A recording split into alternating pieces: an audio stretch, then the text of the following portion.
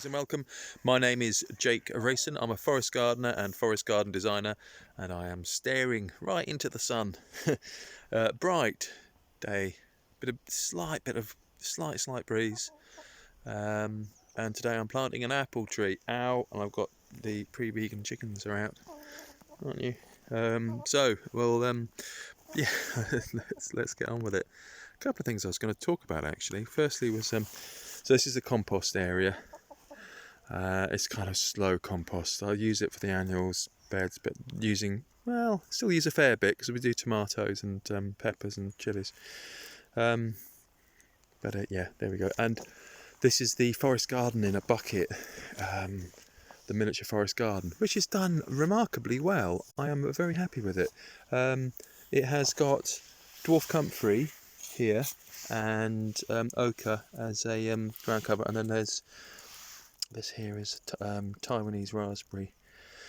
There's a couple of different names for it. Rubus rolfii is a synonym, but the actual name, I think it's a Japanese name. I need to check, I need to remember it. Anyway, low growing evergreen, kind of quite handy. And this is ochre, which has got tubers which need digging up before the first frost, which is imminent. And I kind of let this area, this is going to be wood chipped now, and then ground ivy here, and it's all kind of a bit scruffy. There's a bit of ground ivy, there's creeping buttercup, but I'm just going to let it do its thing. Actually, we've got rhubarb, so the rhubarb's all died down. I've got a job on at the moment actually, so I'm going to be using ground ivy, but the trouble is, this is kind of it kind of gets a little bit tatty. It looks very tatty and it dies back. So I'll probably combine it with something that looks slightly less tatty, but still quite tatty. Strawberries. So they die back, and they're a little bit evergreen.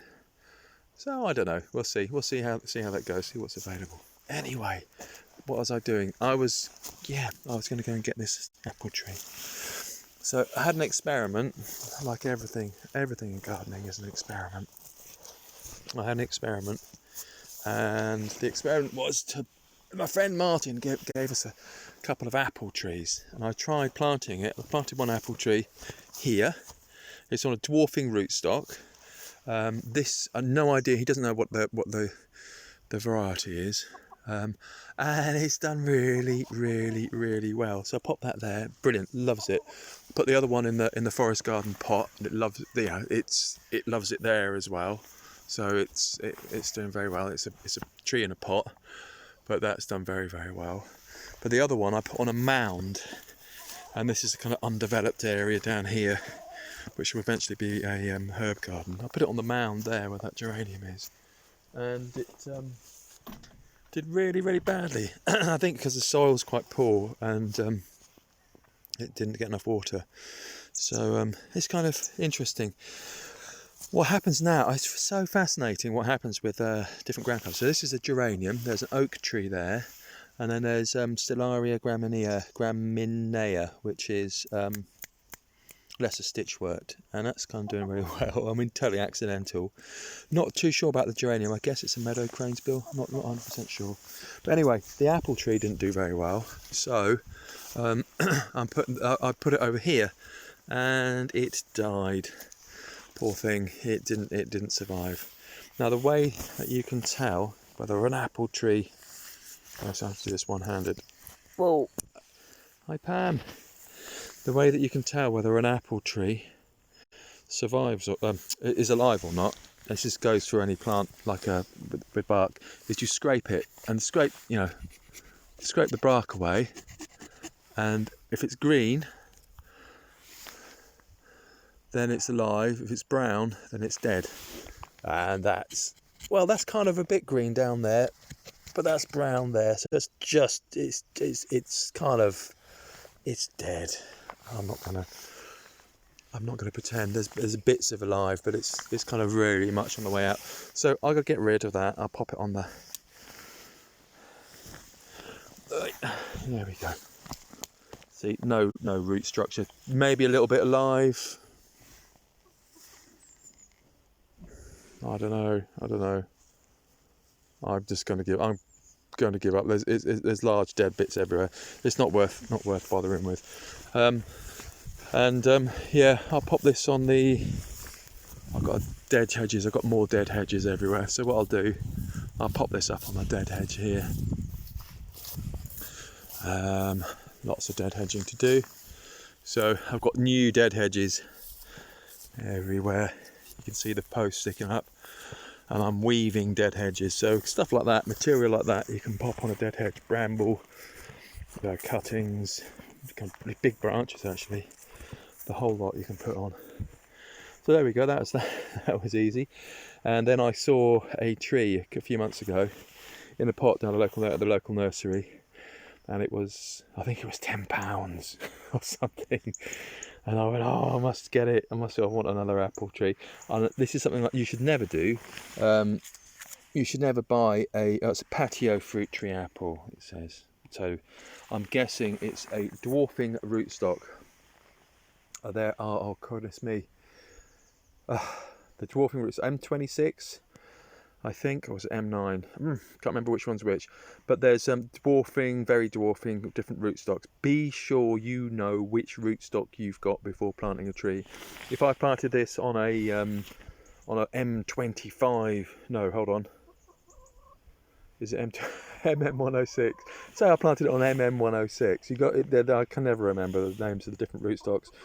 That was to be about 4 meters by 4 meters. So that would grow if I planted that here, for example. And if you can see, those are it would go up and up and up, and it go all the way up to there, up to where that blackthorn is in the hedge, which is coming down. So it'd go all the way up there, and then this is the polytunnel. There'd be a tree here casting shade onto the polytunnel, so you don't want that. This is going to go to about 2 meters, so that's okay. That's not that. That's doable. And the same with that tree there. That's a small one. So I've got a couple of little ones here. That's the idea. So yeah, always choose the right sized tree for the right place. Make sure you know what the rootstock is. Otherwise, things will grow and they'll get too big, and it's a load of bother later on. Whoa, let's get that. Try not to disconnect like I did last time. Okay, so I've got my tools here. Let me see if I can pick this up. So I've got my tools. The tree digging spade, absolutely invaluable. Obviously, I plant a lot of trees, so I use that all the time. There's a stake, a homemade stake, a tree tie. If you're going to get a tree tie, get a decent one. I got cheap ones when I first started, and they just no use at all. But this is kind of a thick, rubbery material. I've got a couple of nails and some hammers and stuff. So because it's a dwarfing rootstock, here we go, you're going to start to get a little bit controversial already. Because it's a dwarfing rootstock, it needs to be staked, because the rootstock determines the height and the size of the final height and the final size of the tree, and its vigour as well, which means that it's not particularly vigorous rootstock, which means it's not very well anchored into the ground, so it needs to be staked. If you plant something that isn't a dwarfing rootstock, so for example, can't try to remember the names of them, Kirschenschala or pear, Pyrrhus communis, like a native pear rootstock, or which one, Quincy or Quincy, can't remember. Big rootstock, MM106, all the big rootstocks. You do not need to stake the tree, unless it's a big plant when it gets planted. It's a couple of years, it's more than a couple of years old, or it's a very exposed situation. So yeah, don't need to stake trees. You don't need to stake trees when you plant them, unless it's a very exposed situation, or unless it's a dwarfing rootstock. Okay, so those are the two reasons for doing. Or it's a big plant it's a big tree when you put it in. With fruit trees, don't buy. There's no point buying big fruit trees. You might as well buy a 1 year old or a 2 year old tree, unless it's for a show garden or something, I guess. But by the time the tree will catch up, a young tree will catch up an older tree, it'll grow just as quickly in the first few years. So yeah, don't bother about getting big trees. Always get young trees because they adapt much more readily to the situation. And this time of year as well, it is bare root season. Whee! Oh, there's some chamomile in there. So bare root season basically means when you get the tree, it's much cheaper because it's delivered bare roots, delivered all wrapped up, and it works out much cheaper. So you know you're paying around about £20 for a fruit tree there or thereabouts.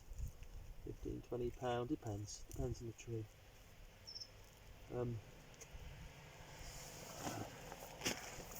So, oh, dog's barking at the. Oh, here comes the rubbish.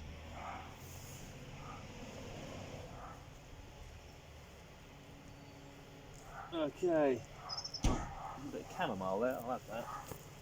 Chamomile in the ground.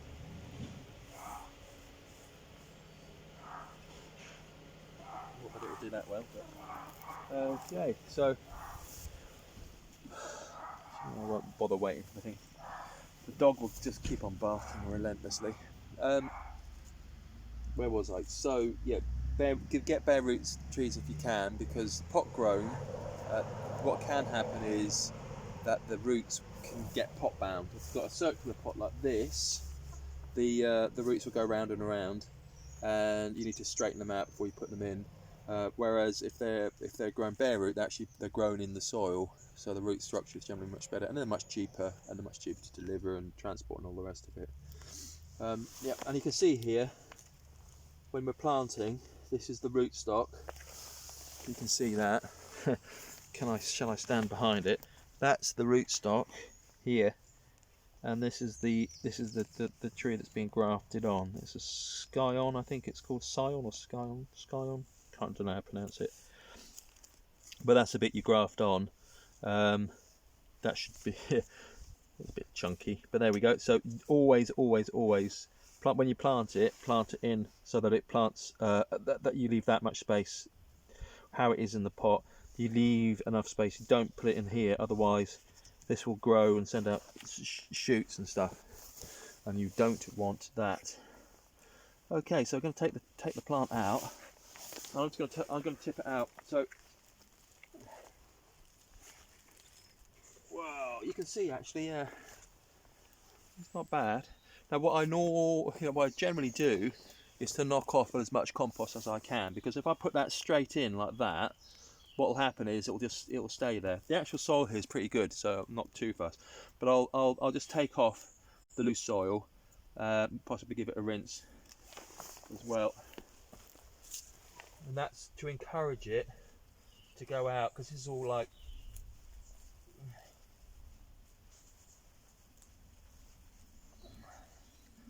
very kind of peat compost. Yeah.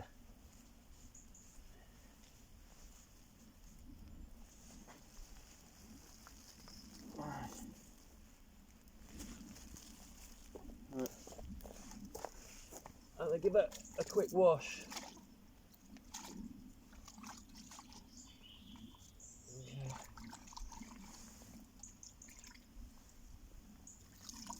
Okay, so that gets off all the kind of excess. See that there? That gets rid of the excess compost, so that the roots go out into the surrounding soil. Also, you get a much better idea about what the roots are doing. Like this, it's got a root which is twisting round. That's not too bad actually. So there we go. And pop that in there, be a bit gentle with it. If you've got a lot of trees going in, you want to keep the roots moist at all times. So give them a kind of keep them covered when you're out and about. The worst thing that you can do with tree roots is let them get dried out. Yeah. So always keep the roots covered. The dog's left the gate open, like he does. All right then. Yeah. Right, I'm going to put my gloves on. So I'm going to dig a hole. So the hole that you dig, only dig a hole, don't dig a massive great big hole, only dig a hole that is that's big enough for the roots. You just want it to squeeze in. You don't want to give it, if you fluff the soil up, the roots won't be able to get purchase. Roots are really tough, you know, they're kind of pretty tough. So long as the soil isn't absolutely compacted or it's not concrete, their roots will kind of find a way in. But you don't want to, if you fluff it all up, then the roots will, they've got nothing to hold on to, and it'll get blown over, it'll rock. So only dig a hole which is big enough for the roots. And you say, well, how big are the roots? And you go, well, they're that big. Yeah. So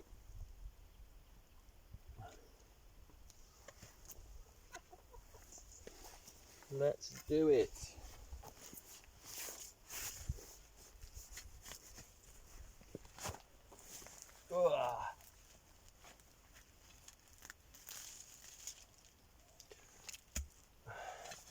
It's good soil. It's lovely soil. Now we're very lucky. We've got a kind of clay loam. There is a bit of shale underneath somewhere, but it's good soil. It's kind of loose and crumbly, an open structure, and that's not through composting or cultivation. That's just through having ground cover, not walking on it. Out of the way. Go on. Okay, so hopefully that's just about that fits.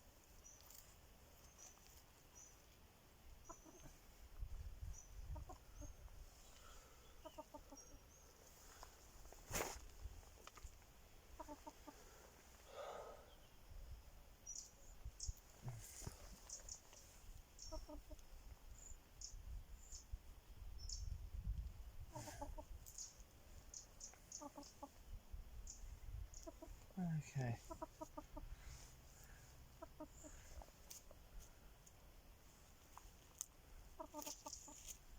Okay. I'll just show you. I haven't got a camera person out. They're after the worms. Right. I'll just show you. Go on. Probably can't see. It's way too dark. Hold on. It's difficult with a tripod. Oh, you can just about see. There's the root. So you don't want to curl around or anything, but you don't want them to be too loose. It's a Goldilocks hole is what you want. And then the tricky bit is putting the stake in. Now be careful with the stake, because obviously you don't want the stake to go. You can get, this is just a square one. There are small round ones you can buy pre-shaped, probably easier. If you ask your local your local kind of timber yard, they'll probably get you round ones, but they'll put oh shush, they'll put spikes on the end for you. So Ronnie, stop.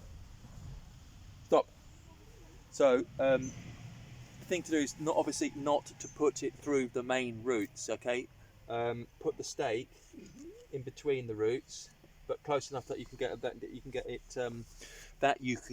a tree tie on there. And when you're putting a stake on, the prevailing wind here will come from that direction. So you want to put the stake in front of the tree so that it's held, so it's not being pushed by the prevailing wind. Yep. So that's why I'm putting it on this side rather than on the other side. Back a little bit.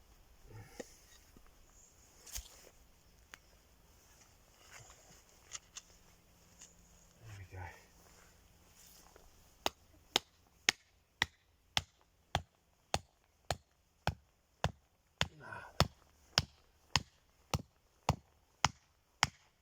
You probably want to use a proper hammer.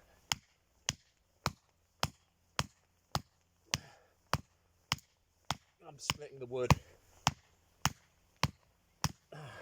There'll be carpenters across the land saying, no, don't use that hammer. Use a wooden mallet to not split the wood. But that's pretty solid. Okay, now what you did note is I didn't use any mycorrhizal fungi.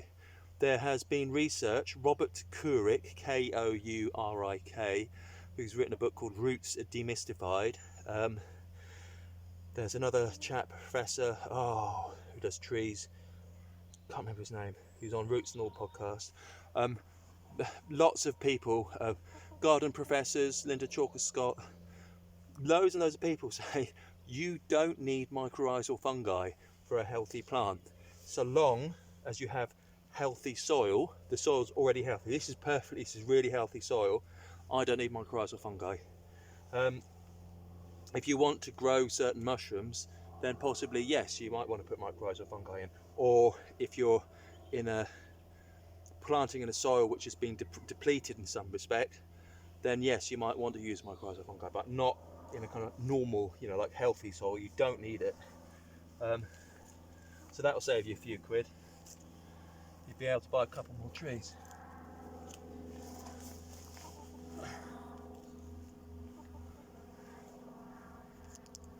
Well, it's kind of quite controversial, I think. Is it controversial? Well, but then you've got to go with the science, Okay, and I'm pushing the soil in.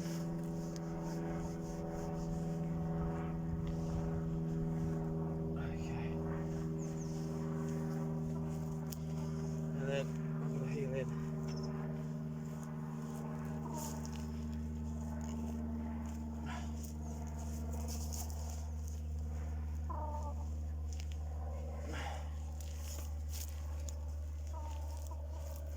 Okay.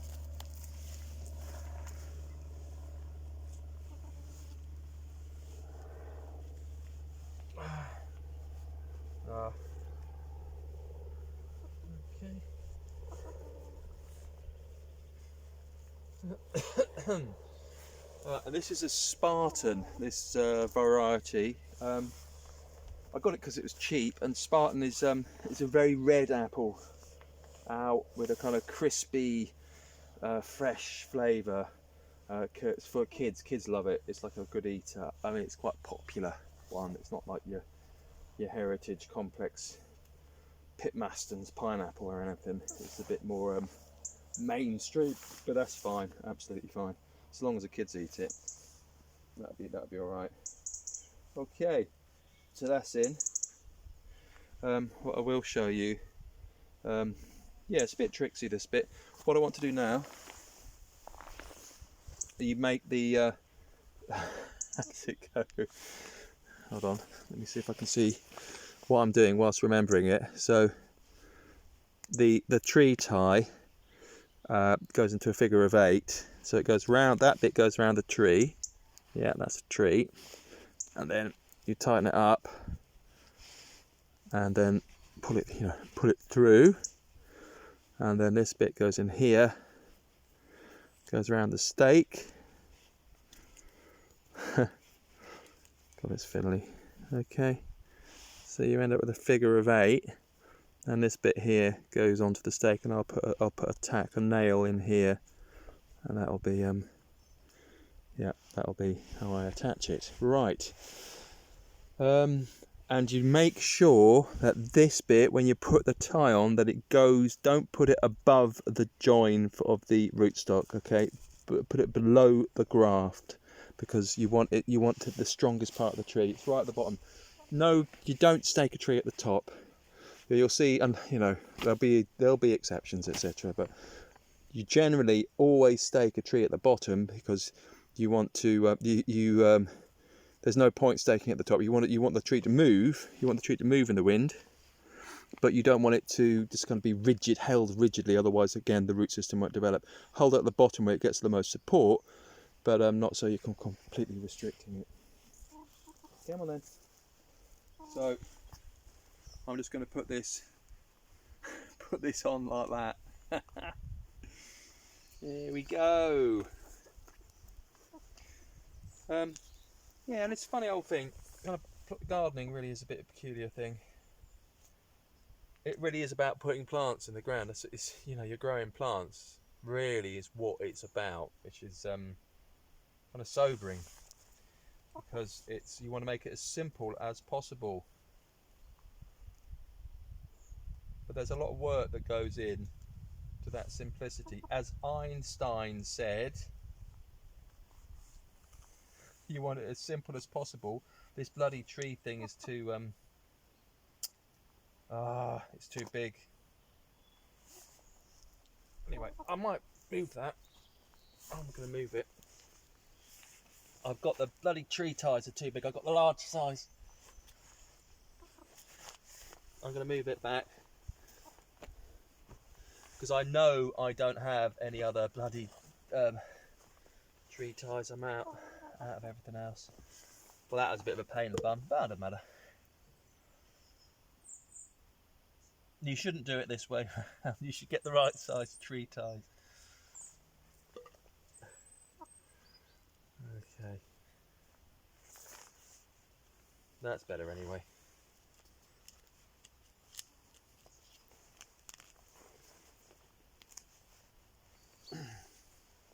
Oh, actually, I'll show you. Make a bit of a hole.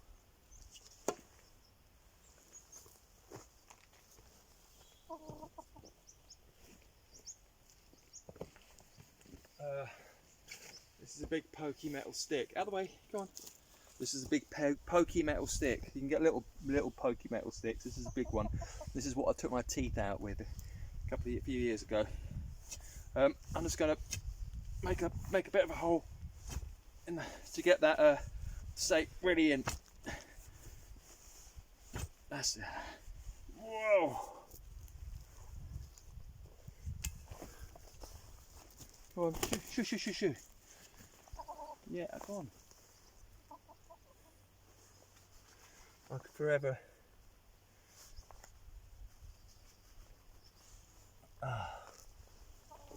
Rescuing worms.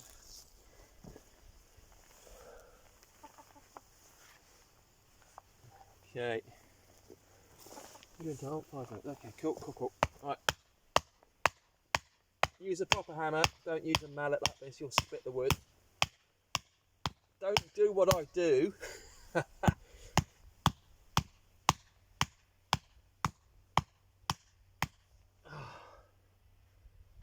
we go.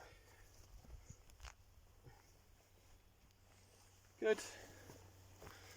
And obviously, once you've got all your kit sorted out and you have a load of trees to go in, it's much quicker. This has taken me half an hour to plant a single tree. But it's amazing, you know, how quickly you can get cracking. But it's all about, as I was saying before, but it's planting plants, but it's all about the preparation. It's all about getting the site ready. Lucky this bit is I've got ground ivy on it, so I don't have to worry about mulching. I just let the ground ivy will grow back and grow up again. Whereas if you're planting in a bare field, you need to de-turf around the tree. There we go. So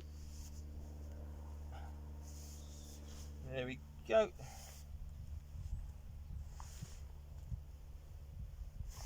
Not too tight.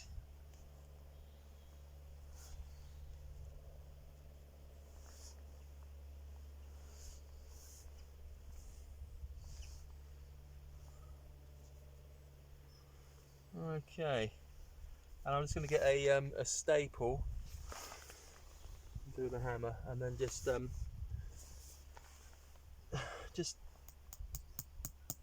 hammer it onto the post just to keep the tie in place so it doesn't slip. Yep. So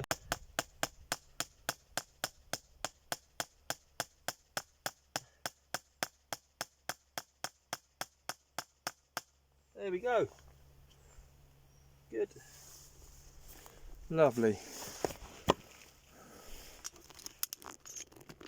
Okay.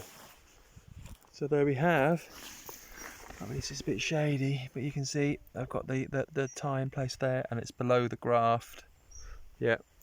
And then that's the tree there. So there we have it. I will whoopsie, I'll tidy this lot up later. Okay, and oh, I swapped around automatically. So thanks for watching. Hope that was useful. I'll just turn it around again so you can see the tree in place. Yeah, so with gardening, I think so much of it is what do you call it, mise en place for cookery fans out there. It's about having everything in place, ready. It just speeds life up. There we go. So, hope that's useful. Thank you very much for watching, and see you again soon. I'm just going to check the chat very quickly before going in. We've got a Zoom chat. Oh yeah, if anyone could stake in the there we go. Yeah, stake in, then put tree in. Well, yes, everyone to their own. So long as you don't get the roots, that's the most important thing. It's a little message from Pam. So big shout out to Pam as well, and hope everyone's well and everything. And I shall be on a Zoom call now, so if somebody could paste the link to the Zoom meeting in the chat, that'd be great. And I shall see you over there. The password is Spartan, all lowercase, for the Zoom meeting. There's a kind of informal Q&A Zoom meetup. I'm going to go and grab a cup of tea and see you up there. Okay, see you in a minute.